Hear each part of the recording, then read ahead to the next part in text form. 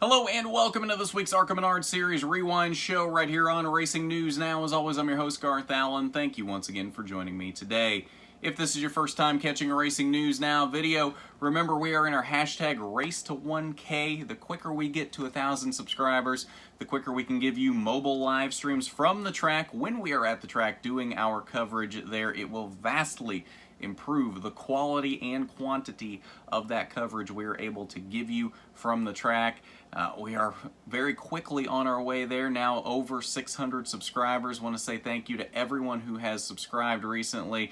It is very much appreciated and great to have you on board here, but we are a long way from that 1,000 subscriber mark. So continue to help us out here. If you're not subscribed yet, why aren't you? It is free. Just go down below, hit that subscribe button, ring the bell while you're at it for notifications so you don't miss a thing going forward from RNN. On today's ARCA Rewind, we're looking back at this weekend's Menards Twin 200s from the Toledo Speedway. One on Friday night, one that was supposed to be on Saturday, but then Mother Nature had other ideas, so we ran it today on Sunday. And then Mother Nature still had other ideas for it, so we will get into that momentarily. But first, we're going to talk about Friday night's race, the Menards.com 200 presented by XPXE.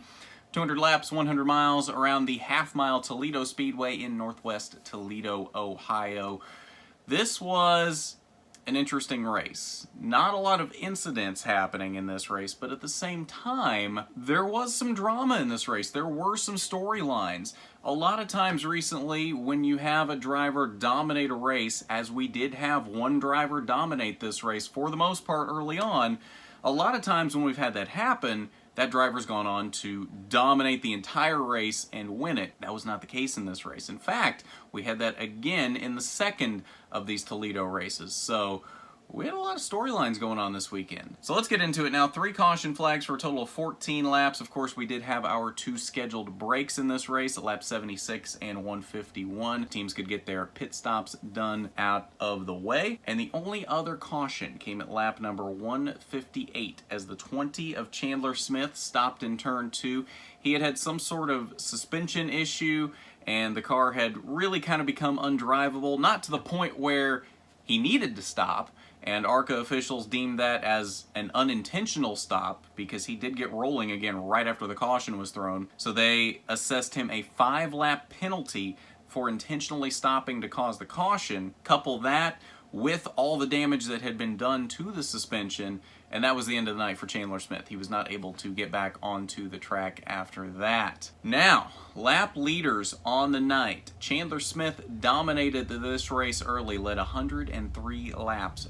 But, as you can see on this graphic, only one other driver led laps in this race. So that should tell you Sam Mayer picked up his first career ARCA Menards Series victory. 2 weeks in a row now we've had first-time ARCA winners, as Brett Holmes won last week in Kansas. Mayer really, though, took the lead before Smith really started having these issues. And I'm wondering if the issues started shortly after the first break, because it seemed like Smith was not as fast after that first break as he was before it.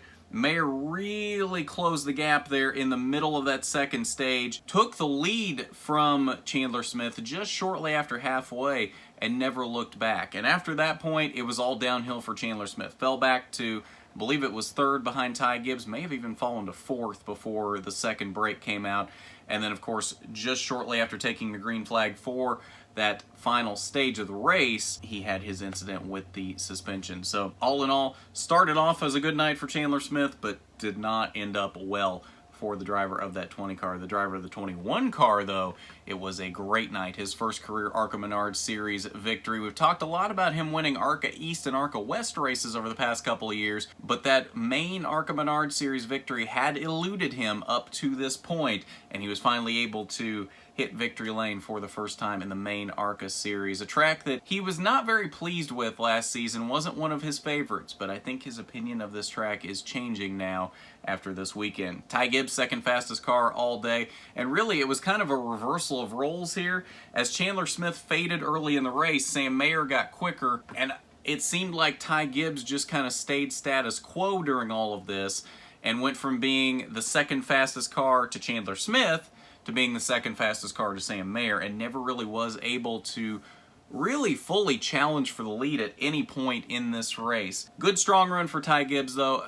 Definitely not, I don't think, what he was looking for in this race. Of course, always looking for that win. Another strong run for Taylor Gray there in third. I think we're going to see a lot of great things out of him. We've seen a lot of good runs out of him so far in his few starts so far this season, and I think it's just going to continue from there. Brett Holmes, your winner last week from Kansas, came home in the 4th position, and Michael Self rounded out the top 5. Of course, those are your 2 championship contenders. Not a lot of difference there, but Brett Holmes did finish in front of Michael Self, so did gain a little bit. But of course, we do have 1 race left from the weekend, so it is yet to be seen how much of a gain Brett Holmes really made this weekend. And it really could have been more of a gain than that. Michael Self had a lot of handling issues throughout the day. At one point, almost went a lap down. Chandler Smith actually slowed down to keep from lapping Self at the end of the first stage before the first break. Otherwise, we may have had a completely different scenario going forward through this race if Michael Self had gotten trapped a lap down before that first break. Rest of your top 10 were Drew Dollar, Derek Griffith, Haley Deegan, Tim Richmond, and Rick Clifton. I want to give shout outs to both Tim Richmond and Rick Clifton. Great top 10 runs for both of them in Wayne Peterson racing cars and fast track racing for Rick Clifton. Final page 11th through 16th, Chandler Smith there landed in the 11th position after his suspension issues. Made 162 laps total in this race. And then Thad Moffitt only completed 55 laps in this race. Really didn't get on track until just after the first break. Didn't even start the race at the beginning, had some sort of electrical issue, and was behind the 8 ball the entire race. Made up laps at the end of the race, though, to try and make up as many points as he possibly could, and came home in the 12th position. 15th, Giovanni Bramante out on lap 7 with an oil leak very early out for the driver of that 74 car who is trying to compete for that Sioux Chief Showdown Championship. And now that moves us to Saturday, or what was supposed to be Saturday, for the Menards 200 presented by Crosley Brands. This race was originally scheduled for 6 p.m. Saturday night. Ended up moving it up to noon on Saturday to try and beat out the weather that was supposed to happen on Saturday. That didn't really happen. The track was wet at noon, but they had gotten it fairly dry, and we got the green flag shortly after noon. Only ran 2 laps, though, before the first caution when Taylor Gray spun after contact between his teammate Haley Deegan and Michael Self sent him spinning in turn 1. That got rid of the little mini vortex theory we had going on, and the rain hit. And it rained for a while. It rained for probably a solid 4 hours before they were able to get out and try to dry the track. And unfortunately, because this was one of the more local short track races on the ARCA schedule, the track drying equipment was not as good as it would have been if it had been, say, last week at Kansas. Essentially, we had the ARCA Menards pickup minivan and all things weird racing series going on, as I like to call it. When these kind of things happen, we have rain delays at these tracks. Essentially, a lot of the officials just go out and run their personal vehicles around to make laps, get heat in the track. They'll get the tow truck out there pulling some giant tires around the track. They get whatever they can to try and get some heat in the track since they don't have any jet dryers or air titans or anything like that. They tried to dry the track until about 8 o'clock last night and then finally decided that it wasn't going to do any good, so they moved the race to noon on Sunday. Well, the track was still wet at noon on Sunday because we had more rain Sunday morning. Finally got the track dry, I want to say it was around 1 o'clock today, and we got the race going again. Still with rain in the area though, so this will become a factor later in the race. We had 4 caution flags in this race for a total of 38 laps, one of those being for the Taylor Gray spin on lap 2, which he was never really able to recover from. We did get to break 1 at lap number 76, so we got a few pit stops out of the way. Nothing really of note happening until that point, until lap 103 when it started raining again. We were past halfway.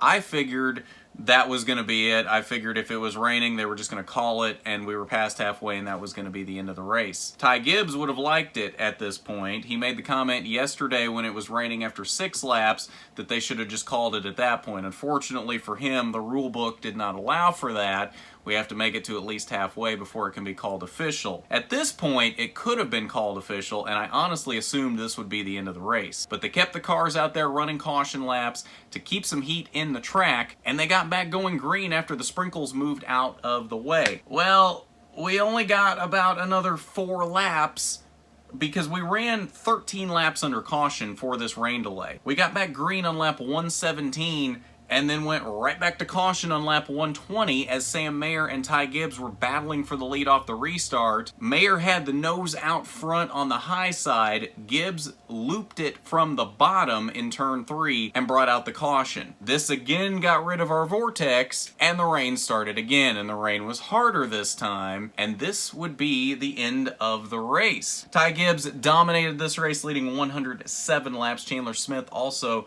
took 7 laps in this race early on, but unfortunately for Ty Gibbs, who really dominated this race, unfortunately going for it right at the end, was not able to seal the deal and pick up the victory, and unfortunately did not get the finish that he was looking for. And the worst part about it is, if they had called the race under the first rain delay, he would have won this thing. But ARCA wants to get the full race in. I think we all wanted to see the full race get in, even if we couldn't actually see the race today. That's a whole nother barrel of fish that we're not going to get into on here. Nevertheless, we got as much of the race in as I think was really feasibly possible today, and Sam Mayer did come away with his second career victory, his second in 3 days from the Toledo Speedway. Chandler Smith rebounded from his issues yesterday with a solid second place finish, just couldn't quite get there to that 21 car at the end of the race. Brett Holmes, another solid finish in the 3rd position, with Michael Self trailing right behind him again in 4th. So again,